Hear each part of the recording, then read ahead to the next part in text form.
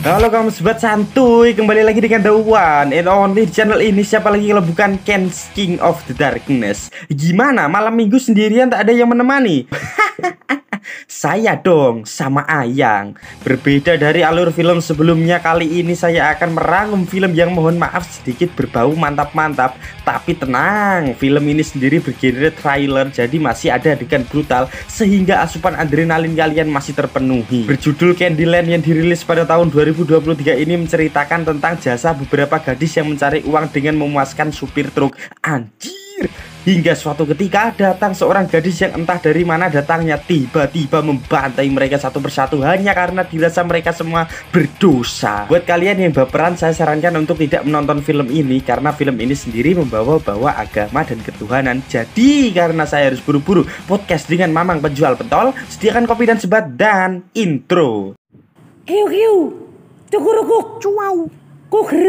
Cerita berlatar pada tahun 1996 di mana teknologi belum maju dan media sosial belum se-booming sekarang. Aplikasi micat yang belum ada membuat gadis-gadis yang berprofesi sebagai penghibur harus menjajakan dirinya sendiri ke berbagai orang secara manual. Hingga pada akhirnya mereka semua berkumpul menjadi satu di sebuah tempat pemberhentian truk. Okay.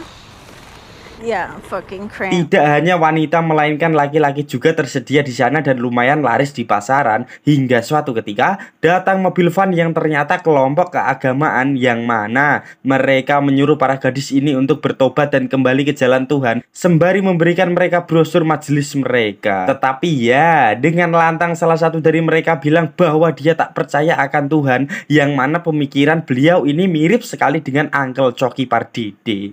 God help you, child.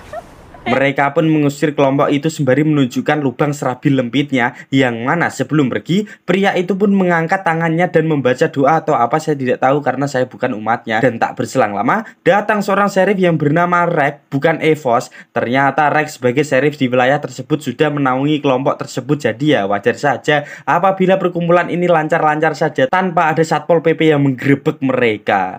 Ho, ho, ho! What's up, Rex? Yang mana ternyata Rex gemar sekali dengan sesama jenis dan sudah menjalin kasih dengan mas-mas bernama Levi.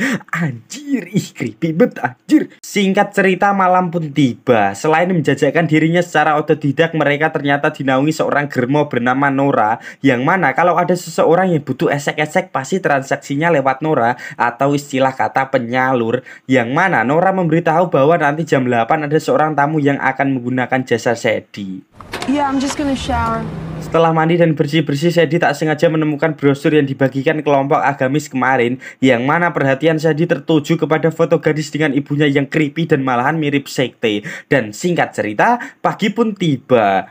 Di pagi yang cerah ini Sadie harus dibuat kaget ketika mendapati seorang gadis yang terlihat ketakutan dan depresi. Dan setelah ditanya, gadis ini ternyata bernama Angel, yang mana kedatangannya ke sini karena diusir dari kelompoknya, yang ternyata ya Angel merupakan salah satu anggota kelompok agamis kemarin. Dan fotonya sendiri yang ada di brosur yang dilihat Sadie semalam. Dan sebagai sesama wanita, Sadie pun menenangkan Angel yang terlihat depresi dan ketakutan. She left. Sedangkan di sisi lain Riley yang di WC tengah berbahagia karena datang bulan harus dibuat terkejut ketika mendapati darah menggenang di salah satu bilik toilet. Dan setelah dicek, tiba-tiba ya, dengan tangan menyilang di dada pria tersebut sudah tiada dengan salah satu matanya yang hilang. Dan setelah melaporkan kejadian itu ke sheriff pun melakukan penyelidikan, yang mana sheriff menemukan noda darah di salah satu kloset dan menemukan sebuah kancut dengan noda darah yang menempel. Sehingga perhatian sheriff tertuju kepada Riley, di mana Riley menjelaskan bahwa pada hari itu dia tengah menstruasi dan darahnya terkena kancutnya, sehingga wajar saja apabila dia membuang kancutnya begitu saja. Fucking dead like that when I found him. Karena tak mau ribet dan capek untuk mengurusi kasus ini, Sheriff Rex pun menutup kasus ini begitu saja. Dan di sisi lain, Sadie memutuskan untuk mengajak Angel tinggal bersamanya. Dan ya, tidak ada yang gratis di muka bumi ini. Nora menjelaskan bahwa jika Angel mau tinggal di sini lebih lama, Angel harus ikut dan harus bekerja menjadi wanita pengecor. Dan Angel menjelaskan bahwa dirinya masih segel dan tak pernah sama sekali begituan dengan pria. Mendengar itu Nora pun bersemangat dan mengatakan, makan. Awalnya mungkin gugup, tapi lama-lama kelamaan pasti enak juga. Dan dari sinilah Angle resmi bergabung dengan mereka, di mana para kru menjelaskan bagaimana sistem kerjanya dan berbagai aturan-aturan tertentu yang wajib Angle patuhi. Ready? Wait, now? Dan sayang sekali apabila kegadisan Angle diberikan kepada supir truk, Nora menghubungi seorang member setianya dan tentu saja siapa yang tidak mau dengan yang masih sempit dan pink. Dimana di malam yang sunyi itu dengan rasa deg-degan dan panik seseorang kakek-kakek pun masuk ke dalam kamar Angle yang ternyata beliau ini merupakan pastor, yang mana setelah menaruh gigi palsunya, kakek ini pun menjilat serabi lembit Angle dan iya, anjir. Mohon maaf bahasa yang saya gunakan terlalu jorok dan brutal, tetapi ya betapa terkejutnya saya ketika Angle mencekik leher sang kakek hingga bisa dipastikan kakek itu mengembuskan nafas terakhirnya tepat di depan serabi lempit. Sat. Di sisi lain, Levi yang juga mendapati klien pun bertanya mau yang atas atau bawah atau atas bawah. Bapak-bapak ini pun menjawab atas bawah, dan karena mobilnya sempit, bapak-bapak ini pun mengajak Levi ke belakang gudang, dan sesampainya di sana, Levi pun disuruh untuk nganu dan anjir nganu cok. Dan setelah terbangun, betapa terkejutnya Levi ketika bapak-bapak tersebut menggedabahnya dari belakang. Dan karena pisau tepat berada di depan leher Levi, Levi pun tak bisa apa-apa sembari menunggu bapak-bapak ini selesai dengan aksinya. Dan setelah selesai, tiba-tiba ya, dengan hubag-habik Levi menyerang bapak-bapak itu hingga modiar. Dan dari kejadian barusan, seperti biasa Sheriff selalu datang untuk melakukan penyelidikan. Dan ya, seperti kemarin, Pak Sheriff pun bodoh amat dan malahan mentingin keselamatan Levi. Dan perlu kita ingat bahwa Pak Sheriff ada perasaan tersendiri kepada Levi. Ya, perasaan sayang gitulah. Dan ya, di dalam mobil itu Pak Sheriff pun meminta kepada Levi. Tapi karena tidak tahu kondisi dan situasi sedang berduka, tentu saja ajakan itu ditolak. Dan akhirnya membuat Pak Sheriff marah-marah seketika. Goblok asu. Fuck you! Singkat cerita, mereka pun kembali mangkal dan langsung datang sebuah mobil yang mengkode kalau dirinya pengen dipuaskan. Tetapi Sadie dan Riley enggan karena badannya capek sekali semalam habis dinas. Dan dengan santainya, Angle bilang bahwa kali ini biarkan saja dirinya yang akan mengambil job itu. Dan ya, seolah-olah sudah pro, Angle pun masuk ke dalam truk itu. Dan Pak Sopir pun langsung buru-buru ingin dipuaskan. Tetapi Angle pun bilang, pelan-pelan Pak Sopir. Angle pun membuka tasnya dan dikira mau mencari pengaman. Tiba-tiba ya, dengan brutal Angle mengakhiri hidup Pak Sopir tanpa sempat merasakan enaknya bercocok tanam. Dan setelah melakukan itu, Angle pun ke toilet untuk membersihkan pisau salibnya. Dan tiba-tiba muncul Zainab dari salah satu bilik. Dan melihat salib yang selalu dibawa Angle adalah pisau, Zainab pun bertanya, loh kok ada noda darahnya? Dan tiba-tiba karena merasa Zainab ialah saksi dari aksi yang dilakukan Angel, tak bugu-bugu Angel mengobrak-abrik lambung Zainab. Tetapi tiba-tiba ada langkah kaki seseorang yang ingin masuk ke dalam toilet, sehingga Angel pun membawa tubuh Zainab ke salah satu bilik. Dan karena ada suara gedubrak-gedubruk, seseorang itu pun kepo dan membuka bilik toilet itu. Dan seakan tak terjadi apa-apa, Angle yang tengah duduk pun dihampiri Levi dengan memberikan roti.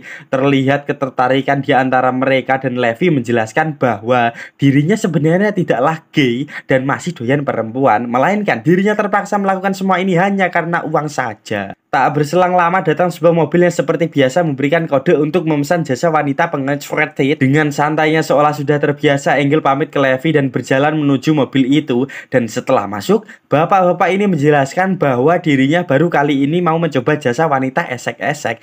Dan Angel langsung menceramai bapak-bapak itu bahwa hidup terlalu singkat jika harus berurusan dengan daging Wagyu A5 yang berjalan. Mendengar itu, bapak-bapak ini pun sadar dan tidak jadi, tetapi Angel malahan yang memaksa.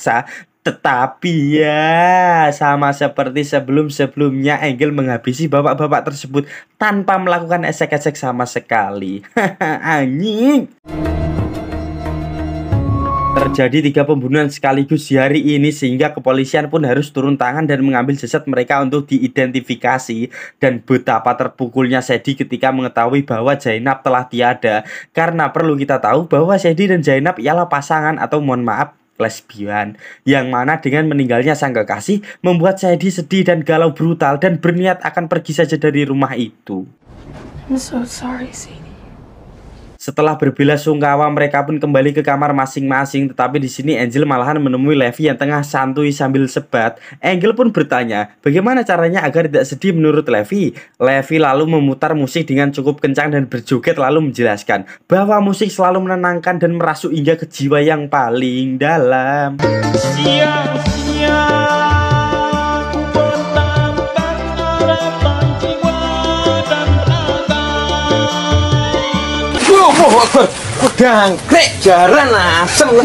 Levi pun mengajak Angel untuk berdansa bersama dan sedari awal film memang terlihat kalau ada ketertarikan satu sama lain di antara mereka, sehingga malam itu mereka pun memadu kasih dan baru kali ini saya melihat Angel bersemangat dalam bercinta dan adegan pengecrotan pun tak terelakkan.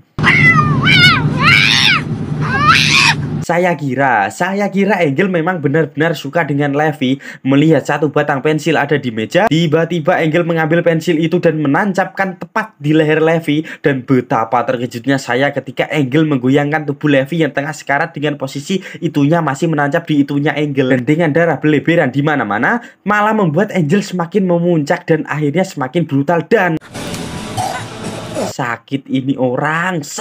Di malam itu betapa liarnya Angel ketika membantai mereka satu persatu hingga hanya tersisa Sadie saja. Bukan tanpa sebab ternyata Angel berniat mengajak Sadie untuk bergabung dengannya untuk menjadi anggota dari kelompok agamis yang dianutnya. Dan ya, tentu saja Sadie menolak ajakan itu sehingga dengan menjejerkan mereka semua di kasur dengan tangan menyilang di dada, Sadie pun pura-pura menangis sehingga saat Pak Sheriff datang, beliau mengira Angel sedang menangisi kepergian teman-temannya. Dan sedikit momen dramatis di sini ketika Pak Sheriff yang pada awal film memang sangat cinta terhadap Levi pun menangis terenyuh sampai-sampai saya tidak bisa melihatnya. Singkat cerita, demi keamanannya Pak Sheriff pun mengantarkan Angel pulang kembali ke keluarganya. Dan sesampainya di depan rumah, Angel meminta tolong Pak Sheriff untuk menemaninya masuk ke dalam karena dia ketakutan. Dan dengan mengendap-endap, betapa terkejutnya Angel dan Pak Sheriff ketika melihat seluruh kelompok Angel sudah terbaring tak bernyawa di lantai. Pak Sheriff yang belum tahu fakta sebenarnya pun masih dibuat tercengang dengan situasi yang terjadi, hingga pada akhirnya Angel muncul dengan membawa pisau andalannya dengan berkata, mereka meninggalkanku sendiri, sekarang aku sendirian. Dan dikira mau menyerang Pak Sheriff pun menodongkan pistol ke Angel, tetapi ya, Angel pun menusukkan pisau itu tepat di jantungnya sendiri sehingga bisa dipastikan Angel meninggal saat itu juga. Dan tamat, endingnya sangat membantai kan. Oke, saya akan memecahkan misteri dan niat yang Angel lakukan, yaitu sebenarnya Angel datang ke kelompok gadis pengejerit ini sebenarnya memang sudah ditugaskan kelompoknya gitu loh. Pertama-tama kan dia datang ikut dengan mobil van, dan saat para gadis ini tak mau bertobat, jadi Angel diutus untuk melakukan pembersihan yang artinya membersihkan nyawa mereka yang menurut mereka adalah mereka ini berdosa. Tetapi di ending film setelah Angel melakukan pembersihan malahan dirinya ditinggal mati semua kelompoknya. Yang mana di sini saya berteori bahwa seluruh anggota ini telah melakukan bunuh diri massal untuk menemui Tuhannya, dan Angel sendiri lupa diajak gitu. Mungkin ya, mungkin ini cuma teori loh. Saya tidak ada unsur menyinggung agama lain dan entahlah, hanya The Rock yang tahu. Lalu pelajaran yang dapat kita ambil dari film ini adalah sebenarnya bagus dakwah dan menyebarkan apa kepercayaan kita kepada orang lain. Tapi ingat, jangan pernah memaksa karena ketuhanan menurut saya ialah kepercayaan seseorang yang meyakini lakum dinukum waliyakin. Untukmu agamamu dan untukku agamaku. Surat Al-Kafirun ayat 6. Oke, karena saya harus hadir di Kitanan Anak Mia Khalifa, sampai sini saja. Serabi lembit Pevita Pierce. Wangi. Anjir. Capek bet anjir lah. Ini saya rekaman tepat di malam 1 Syuro loh ya. Kalau ini agak horor sebenarnya, tapi sebenarnya tadi gua habis ke puncak gunung sih gitu, lihat pemandangan kota gitu, karena di puncak gunung tuh terlihat jelas gitu anjir pemandangan kota. Entah kenapa ya, akhir-akhir ini saya sering liburan gitu. Bukan karena banyak duit atau gimana, karena memang saya pengangguran jadi nggak ada duit. Saya tuh hanya diajak anjir. Anjir lah, memang pengangguran itu selalu menjadi beban keluarga, beban teman, beban semua orang anjir lah. Capek sebenarnya jadi beban keluarga tuh ya. Jadi pengangguran juga capek anjir. Pengen sebenarnya bekerja seperti masyarakat pada umumnya, seperti people pada umumnya. Tapi ya bagaimana, tidak ada kerjaan anjir. Sedih anjir, malah curhat. Oke, cukup sampai sini saja, dadah. Tapi angin ini kok. Geter-geter enggak tanganku.